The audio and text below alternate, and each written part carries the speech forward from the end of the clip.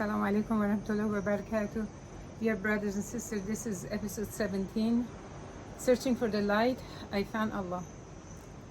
In the last episode, I was talking about my second husband and many things that he taught me, and he was slowly teaching me Sunnah and what it all means, what does Sunnah mean. I've said a lot about a hadith he told me, and I was very anxious, listening, hearing, changing, accepting, adapting, because I felt that Allah has sent him to me. Whatever he says, I would gladly accept.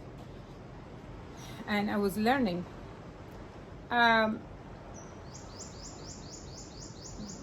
The 7.5 years, as I mentioned before, he spent very little time with us because he had another family in Saudi Arabia. They had to move to Yemen from there, and even there he had a hard time, which later on they had to move from there as well. This is what I said, the scholars are being persecuted no matter where they are in the world. SubhanAllah.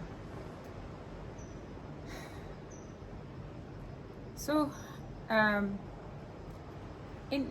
he was the imam in New York for a while, and my kids and I and my mother, we went to stay with him for a while, a few days.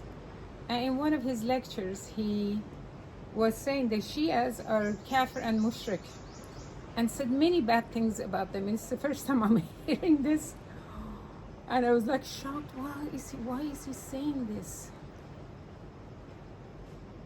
When he finished the lecture, I asked him, why did you say that? He said, because the Shias are kafir and mushrik. I said, you're telling my mother, my father, my grandparents, everybody, my relatives are kafir and mushrik? Is that what you're saying? He said, well, no, the scholars are the ones that are. I said, you didn't say scholars, you just told everybody Shias. I mean, all of them are kafir and mushrik. Why are you saying this? Is this the way? I mean, I'm even afraid to open the topic, but this was not the topic that I could just forget about. He said, yeah, because when they exalt the imams and they ask them instead of asking Allah, he said some things to me that some of it sounded familiar, but some of it just like, I don't know enough. So I said, can I find out about it? He seemed to be indifferent. Then I found out right near where we were staying in New York, there was an Islamic center, a Shia Islamic center, that I called them. They were very kind, welcoming. They said, you can come ask any questions. So I told my husband that it's absolutely no, you cannot go there. And then later on, when I came back to California where I lived, I found that there is a Shia center in San Francisco.